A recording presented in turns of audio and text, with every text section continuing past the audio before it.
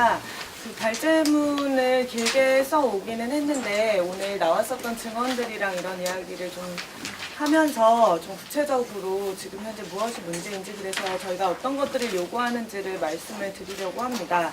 그 말씀을 드리기에 앞서서 아까 송 의원님께서도 뭐 이것은 꼭 뭐 어떠한 권력의 문제라기보다는 모두가 함께 해결해야 된다라고 말씀을 하셨는데, 물론 저희도 그렇게 생각합니다. 빈곤의 문제가 우리 사회의 중요한 사회 문제가 아니라고 생각하는 사람은 아무도 없다고 보고요.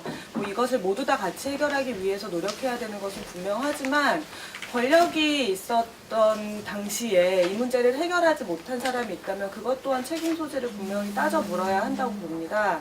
그래서 제가 오늘 그 집에 보관하고 있었던 새누리당 대통령 선거 정책 자료집을 가지고 왔습니다. 그래서 여기에 보면 많은 정책들이 들어있어요. 맞춤형 복지를 시행하겠다.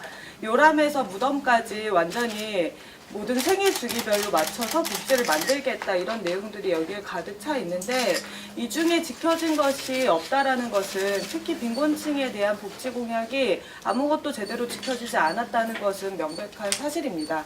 이것이 왜 지켜지지 않았는지에 대해서는 분명히 평가하고, 이 약속을 지키지 못한 것에 대한 국민적 지탄과 평가, 이런 잘못을 반복하지 않기 위한 계획 역시 필요할 것이라고 분명히 좀 말씀드리고 싶습니다.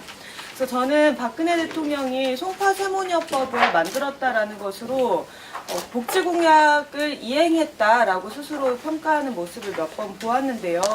이것에 대해서 좀 다시 평가를 하면서 이야기를 시작할까 합니다. 송파세모녀가 돌아가셨을 때 대국민 담화를 그 박근혜 대통령이 그때 당시에 했었죠. 근데 그러면서 지적을 했었던 것이, 첫 번째로는 왜 복지제도가 있는데 신청을 안 했냐고 송파세모녀를 탓했습니다. 근데 아까 이재영 선생님께서 말씀해 주셨듯이 제도가 있어도 신청을 해봤자 많은 사람들이 신청조차 할 수 없는 것이 현실입니다. 그리고 이후에 그것이 알고 싶다의 보도를 통해서도 나왔지만 송파세모녀는 신청을 했었습니다. 그러나 구두로 거절을 당했고 신청 기록은 남아있지 않았으나 다시는 복지제도 신청을 할 엄두를 내지 못했었던 것입니다. 그 1년 뒤 다시 실직을 한 뒤에 송파세모녀는 스스로 목숨을 끊었었던 것이죠. 이미 제도 앞에서 좌절을 했었던 사람들에게 왜 신청을 하지 않았냐라고 탓을 하는 것은 너무 말도 안 되는 일이었다고 봅니다. 그리고 또 한편으로는 있는 제도도 활용을 하지 못하면 어떡하냐라면서 공무원들이 홍보를 열심히 하지 않은 탓이라고 공무원들을 탓했습니다. 이것도 박근혜 정부가 항상 했었던 굉장히 대표적인 일이라고 생각하는데, 제도가 있고 예산이 충분히 마련이 되어 있고 공무원들이 복지제도를 목적에 맞게 충실히 운영을 할 수 있었다면 공무원 탓을 해도 되겠죠. 그러나 예산도 충분히 마련해 놓지 않고 복지공무원의 재량권을 인정하지도 않으면서 무작정 공무원들이 홍보를 잘못했다라고 얘기를 하면 공무원들은 정말 답답한 노릇일 수밖에 없습니다. 그래서 매일같이 사회복지 노동자들, 사회복지 공무원들이 과로에 쫓기고 심지어 과로사하고 있는 상황에서 이렇게 얘기할 수 있는 것은 전혀 아닌 것 같고, 정책이 할 수 있는 제대로 된 역할을 할 때만이 해결될 수 있는 문제라는 것을 말씀드리고 싶습니다. 그리고 마지막으로 있는 제도를 활용하면 된다라고 얘기를 했는데, 이 부분에서 항상 뭔가 문제의 본질이나 사태를 정확하게 파악하지 못했던 박근혜 정부의 특징이 또 드러난다는 겁니다. 제도가 있기는 했지만 활용할 수 없었습니다. 왜냐하면 송파세모녀는 근로능력이 있는 3명의 가구원으로 구성되어 있었기 때문에 신청해서 밀려날 수밖에 없었을 것입니다. 그리고 긴급복지지원제도 같은 경우에는 그 제도의 지원 목표에 굉장히 까다롭게 서술이 되어 있습니다. 예를 들어 주소득자가 실직이나 특별한 사유로 인해서 생계 수단이 불가능해졌을 때 그럴 때는 생계 지원이 가능하다라고 이야기를 하고 있지만, 만약에 송파세모녀가 긴급 지원 신청을 하려고 했다면 당신은 주소득자라고 볼 수 없다. 왜 60대 노무가 50대 노무가 주소득자냐? 30대 두 딸이 있지 않느냐라는 얘기를 들었을 겁니다. 그럼 내가 다리가 부러져서 지금 당장 일을 할 수 없으니까 이것을 해달라고 얘기하면 이것은 또다시 중대한 부상이나 질병이라고 볼 수 없다라고 얘기했을 겁니다. 불과 2개월 정도 쉬면은 낫는 문제라고 생각을 했을 거거든요. 근데 정말 그 문제에 부딪혀 있는 사람은 생계수단이 끊긴 상황에서 살아야 하는 1개월, 2개월이 아니라 하루 이틀이 막막한 상황이라는 거죠. 이 문제에 대해서 접근하지 못하게 하고 있는 긴급복지지원제도와 기초생활보장제도의 문제를 좀 정확하고 면밀한 진단과 처방 아래 해결하지 않으면 안 된다고 생각합니다. 네, 그래서 박근혜 대통령이 당선 직후에도 창신동에 있는 쪽방 지역을 방문해서 어르신을 방문해서 도시락을 드리기도 했고요. 탄핵안이 가결된 다음에는 또 이렇게 나라가 혼란스러울 때는 항상 사회적 약자가 더 큰 고통을 겪기 마련이라면서 이런 곳에 좀 이렇게 배려를 많이 해달라라는 요청을 특별히 하기도 했는데 굉장히 좀 기만적이라고 저는 생각했습니다. 임기 기간 동안 할 수 있었던 많은 일들을 내팽개쳤었던 대통령이 자신의 위기 때 이런 선전의 용어로 가난한 사람들을 등장시킨다는 것은 너무 참 나쁜 일이지 않나 그런 생각이 들었습니다. 그래서 박근혜 정부가 만들었던 송파세무니어법은 왜 실패했는가에 대해서 몇 가지로 나눠서 말씀을 드리도록 하겠는데요. 이 법이 실패할 수밖에 없는 것은 이미 예고된 일이었다고 봅니다. 이 법의 개정안이 발표되고 나서 빈곤사회연대는 기초생활보장법 개정안에 대해서 이렇게 평가했습니다. 다리가 아파서 병원에 온 환자에게 목에 깁스를 채워서 내쫓는 꼴이다 라고 이야기를 했습니다. 문제점의 핵심은 전혀 해결하지 못하고 여러 가지 장치만 덧붙였을 뿐이지 실제로 해결할 수 있는 가능성은 없었다는 것이죠. 그 이유는 상대적 빈곤선을 도입한다, 개별급여 도입을 통해서 계단식으로 탈수급을 돕는다 등 굉장히 많은 말들은 했습니다. 근데 이 말이 소용이 있으려면요. 누구에게 줄 것인지를 확 늘려야 되고 얼마나 줄 것인지를 제대로 늘려야 된다고 생각합니다. 그러니까 결국에 복지제도는 어떤 사람에게 얼만큼의 복지를 보장할 것인가의 문제인데 이 두 가지 내용은 전혀 바뀌지 않았다는 것이죠. 선정 기준도 그대로, 보장 수준도 그대로인데 어떻게 줄 것인가 방법만 바뀌었고 이 방법은 훨씬 더 복잡해졌을 뿐이라 수급자들에게 유리할 것이 전혀 없습니다. 권리 보장에서 훨씬 더 한 걸음 떨어진 방식이 되었습니다. 그래서 현재 낮은 선정 기준과 보장 수준을 획기적으로 높이지 않는다면 기존 송파세무니어법이 겪었던 실패를 계속해서 겪을 수밖에 없을 것이라고 생각하고요. 그렇기 때문에 예산의 확보와 선정 기준과 보장 수준의 확대를 동시에 이루어야 된다고 생각합니다. 이 문제에 대해서는 발제문에 자세한 내용들이 담겨 있으니까 이후에 좀 참고해 주시길 바라고요. 그리고 또 한 가지의 중요한 문제는 이렇게 법안이 바뀌면서 신청 방식이 굉장히 복잡해졌다는 겁니다. 그래서 이거에 대해서 이제 보건복지부에서 해명을 하기로는 당사자들은 복잡할 게 없다라는 얘기를 합니다. 그냥 기존이랑 똑같이 동주민센터에 가서 신청을 하면 되기 때문에 복잡해질 것이 전혀 없고 동일한 신청 절차를 갖는다라고 이야기를 한다는 것이죠. 그런데 제가 발제문의 61페이지를 보시면 2015년 6월달까지 즉 송파세무니어법으로 기초생활보장법이 개정되기 전에 프로세스입니다. 기초생활보장제도 수급자 선정 과정과 그리고 이후의 재조사나 변동에 대한 관리에 대한 프로세스인데 그 한 페이지를 넘겨보시면 이 페이지에 있는 게 7월부터 적용된 프로세스입니다.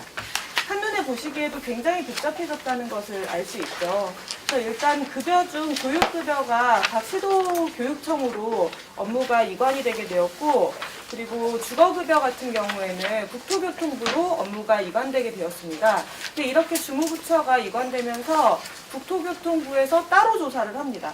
따로 조사를 하고요. 그리고 근로능력이 있는 수급자 같은 경우에는 또 국민연금관리공단에서 따로 또 조사를 나옵니다. 수급 신청을 하면 그 사람은 어떤 과정을 겪게 되냐면요. 우선 동주민센터에 갑니다. 그래서 거기에서 신청 서류를 다 받는다고 해서 한 번에 제출할 수가 없어요. 보통 추가적으로 요구받게 되는 서류가 굉장히 많이 있는데요. 임의 서류들입니다, 전부 다. 그러나 그 서류가 없으면 신청을 받지 않겠다라고 구두거절이 일어나는 것이 보통입니다.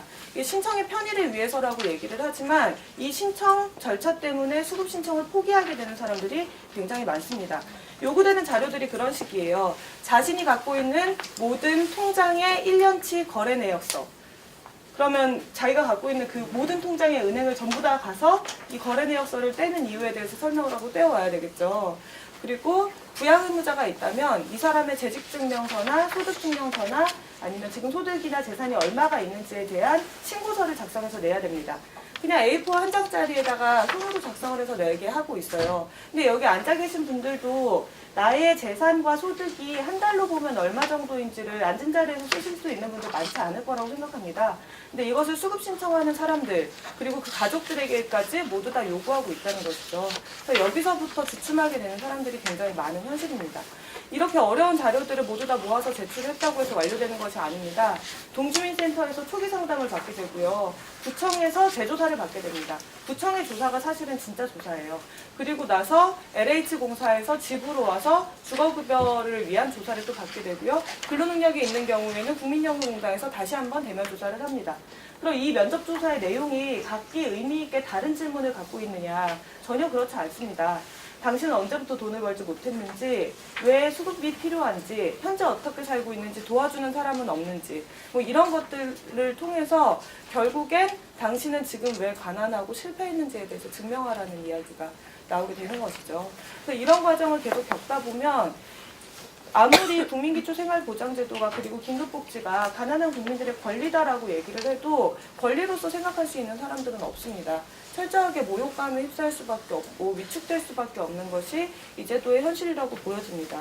그렇기 때문에 국민기초생활보장제도를 제대로 운영한다라는 것은 어떤 사람에게 얼만큼의 복지를 줄 것인지를 결정하는 것과 동시에 어떤 방식으로 어떻게 이 사람의 권리를 보장하면서 가난에 빠진 이 사람에게 국가와 사회의 책임으로 인간다운 삶을 당신은 보장받을 수 있다는 확신을 주면서 갈 것인지가 굉장히 중요하다고 생각이 듭니다. 아까 영상에서 증언이 나왔었는데요. 부양의무자 기준 때문에 딸의 결혼 때문에 수급에서 탈락한 그분 같은 경우에는 그 딸의 소득 변동에 따라서 수급 액수가 계속 바뀌는 것, 수급에서 탈락할지도 모른다는 불안감 때문에 끊임없이 더 안 좋은 상황, 악화 일로의 상황을 겪고 있습니다. 정신적으로도 굉장히 불안정한 것은 물론이고 수급비가 다음 달에 얼마가 나올지를 모르기 때문에 10만 원의 돈으로 한 달을 사는 것조차 힘들지만 이 돈을 어떻게 사용을 해야 될지, 이 돈을 다 쓰고 나면 다음 달에는 돈이 과연 나올지 안 나올지에 대해서 끊임없이 불안해질 수밖에 없다는 거죠. 가난이라는 것은 사람을 정말 황폐하게 만드는 것입니다. 그런데 가난해진 개인을 국가가 권리로서 복지를 보장하겠다라고 하는 제도에서 이렇게 불안정하게 사람들을 내몬다는 것은 저는 굉장히 차별적이고 반인권적인 처사라고 보고 있습니다. 그래서 이런 문제들을 해결하기 위해서 함께 노력을 했으면 좋겠다라는 부탁을 꼭 드리고 싶고요. 그래서 이런 평가를 통해서 저희가 요구하는 54페이지부터 담겨있는 내용입니다. 우선 첫 번째로는 부양의무자 기준 폐지를 시급하게 이뤄내야 되지 않나라는 것을 첫 번째로 제안을 드립니다. 국민기초생활보장법이 99년도에 만들어지고 또 2000년도부터 시행이 되었습니다. 지금으로부터 벌써 이제 17년이 된 제도가 되었는데 17년 차 제도가 되었는데 27년 동안 부양의무자 기준이 여전히 유지가 되고 있습니다. 그동안 많은 완화가 여러 차례 있었습니다. 이촌 생계를 같이 하고 있는 이촌에 대한 삭제도 있었고요. 이런저런 방식의 범위나 아니면 소득 기준에서의 완화가 있었지만 단 한 차례도 사각지대를 해소하는 데 성공하지 못했습니다. 기초생활 수급자 숫자는 항상 인구의 3% 내외를 유지했을 뿐이고 지금 현재 7에서 8%에 이르는 절대빈곤층의 욕구를 채우기에는 절반에도 채 미치지 못하는 수준을 언제나 가져왔습니다. 그래서 이 사각지대의 문제를 어떻게 해결할 것인가를 중심으로 이제는 새롭게 논의를 해야 된다고 생각합니다.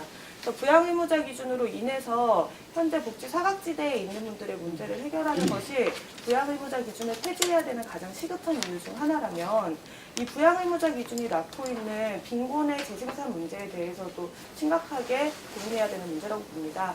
이미 기초생활보장제도가 17년이 되었기 때문에 수급 과정에서 자란 청년 세대들이 있습니다. 이 사람들이 20살이 넘고 대학을 졸업하고 직장을 얻고 나면 바로 부양의무자가 됩니다. 그래서 바로 부양의무자가 되어서 얼마 되지 않는 본인의 용돈으로 부모님의 모든 것을 혹은 가족의 모든 것을 혹은 아픈 가구원이 있는 그런 가족들의 모든 것을 책임을 져야 한다는 것은 굉장히 가혹한 일이고 미래가 보이지 않는 일이라고 생각합니다. 그래서 3년 전에 부산에 한 아버지가 자살을 한 일도 있었죠. 이혼 전 가정에서 같이 있었던 딸이 취직 이후에 소득이 생겼다는 이유로 수급에서 탈락하자 본인이 그 신부전증 환자였거든요. 그러니까 본인이 입원 치료를 계속 받아야 되고 병원비가 100만 원에 육박하는데 이제 막 취직을 해서 200만 원의 월급을 받는 딸에게 또 이혼 전에 자신이 해준 것도 없는 딸에게 이 병원비를 어떻게 부담시키냐 하면서 자살을 했던 일이 있었습니다. 이런 죽음이 끊이지 않음에도 불구하고 부양의무자 기준을 방치한다는 것은 가난한 사람들이 가난의 책임을 가족끼리 서로 떠안아야 되는 이 현실을 방치하는 것과 같다고 봅니다.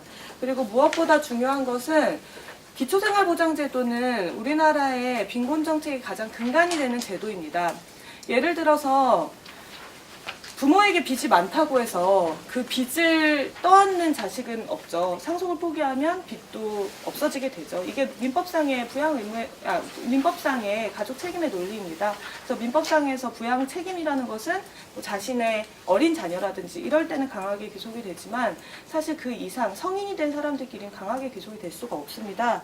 그런데 부양의무자 기준은 우리나라에 있는 가장 가난한 국민들에게 중산층이 할 수 있는 이상의 책임을 강요하고 있다는 것이 부양의무자 기준의 현실입니다. 그래서 복지의 패러다임을 바꾸기 위해서 부양의무자 기준이 꼭 폐지돼야 된다고 생각합니다. 가족과 개인에게 가난의 책임을 떠넘기던 복지의 패러다임에서 사회가 함께 책임지는 패러다임으로 새롭게 나아가기 위해서는 기초생활보장제도의 부양의무자 기준을 폐지하는 것이 그 첫 번째 단계라고 생각합니다. 그래서 그 제외 안내 예산들이 55페이지에 보시면 있는데 저희가 이것을 정말 정확하게 알고 싶은데 보건복지부에서 자료나 연구를 하지 않습니다.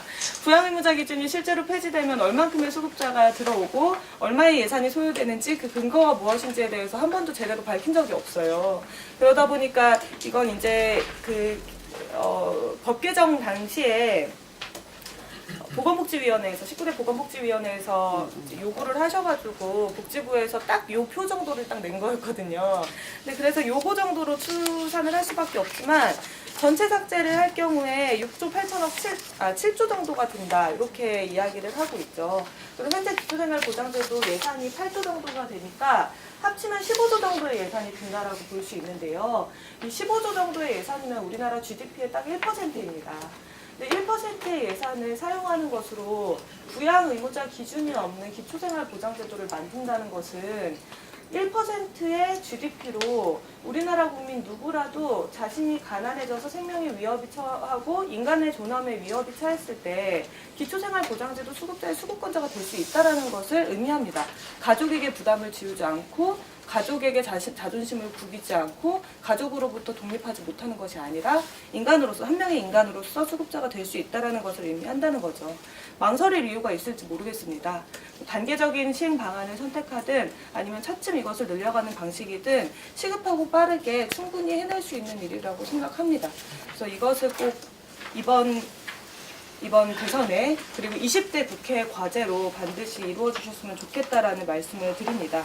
그리고 아까 강조해서 말씀드린 것처럼 선정 기준과 보장 수준이 현실화되지 않으면 기초생활보장제도는 그 자체로 차별적인 제도가 될 수밖에 없습니다. 이 문제가 반드시 해결이 되어야 될 것이고요. 그리고 기초생활보장제도 안에서도 박근혜 정부의 적폐가 있습니다. 그래서 첫 번째로 아까 김호태 어르신 얘기해 주신 것처럼 기초연금을 20만 원으로 인상시키면서 다시 10만 원의 수급비를 수급자들에게만 뺏었던 문제가 있습니다. 그리고 분명히 수급자들이 탈수급을 용이하게 하기 위해서 기초생활보장제도를 변경했다라고 얘기를 했지만 막상 이행급여나 자활장려금이나 자활공제처럼 실제로 노동하는 기초생활 수급자나 아니면 수급에서 이제 나아가려고 하는 수급자들에게 유리한 제도들을 모두 다 없앤 문제가 있습니다. 근데 이것을 없앤 것에는 별다른 근거가 없습니다. 뭐 EITC와 통합한다고 하지만 제도의 취지나 목적도 다르고 실제로 EITC나 아니면 자활장려금이 폐지되면서 이조차 받지 못하는 새로운 사각지대가 만들어지고 있는 상황입니다. 그래서 이 문제를 반드시 없애야 된다라고 생각합니다. 그리고 수급자들의 권리를 보장하기 위한 방법을 많이 만들어야 되는데요. 기초생활수급을 신청한 이후에 혹은 이의 신청을 하고 있는 중에도 수급비가 지급되지 않습니다. 만약에 그 탈락 통보를 받았는데 이 서류가 잘못된 것이다라고 해서 이의 신청을 시작하게 되면 최소한 2달 이상의 기간이 걸립니다. 근데 그 기간 동안 우선은 수급이 중지되게 돼요. 그래서 이 문제 굉장히 심각하거든요. 이렇게 중지가 되고 나면 이의 신청을 계속 진행을 하고 싶어도 진행을 할 힘이 없습니다. 당장 한 달에 생계비가 없는데 어떻게 이의 신청을 진행을 하겠어요? 잘못된 제도를 고치거나 아니면 바로잡을 수 있는, 자신에게 내려진 잘못된 처분을 바로잡을 수 있는 기회를 사실상 박탈하는 것이라고 생각합니다. 그래서 그 마지막으로 마무리를 하면서 이야기를 하면 이명박 박근혜 정부를 쭉 이어오면서 계속 일관되게 기초생활 수급자를 향해서 던져졌던 메시지는 엄정한 관리였습니다. 엄정하게 관리하겠다, 평가를 객관화하겠다라는 것이었습니다. 오히려 빈곤정책이 지향을 해야 되는 바는 조금 더 넓고 튼튼해야 된다라는 것을 명심했으면 좋겠습니다. 기초연금이 기초생활 수급자 노인들에게 지급되지 않았을 때 제가 거리 상담을 갔다가 만났던 한 할머니께서 그런 얘기를 하셨어요. 억울한 마음을 참을 수가 없다. 용돈 주는 자식 한 명 없어야 받을 수 있는 게 기초생활 수급인데 나라에서 주는 용돈이라고 생각했었던 기초연금마저 빼앗기고 나니 나는 정말 한 줌 여유도 갖고 살 수 없는 사람이구나라는 것을 다시 확인했다라는 이야기를 하시더라고요. 그래서 이렇게 수급자들에게만 각박한, 빈곤층에게 더욱 각박한 한 줌의 여유나 아니면 나아질 수 있는 가능성을 부여하지 않는 것은 잘못된 제도 운영이라고 생각하고, 튼튼한 제도 그리고 안전한 제도, 기댈 수 있는 제도가 될 때 기초생활보장제도가 목표로 하는 탈빈곤, 빈곤 완화, 빈곤 문제 해결에도 가까워질 수 있다고 생각합니다.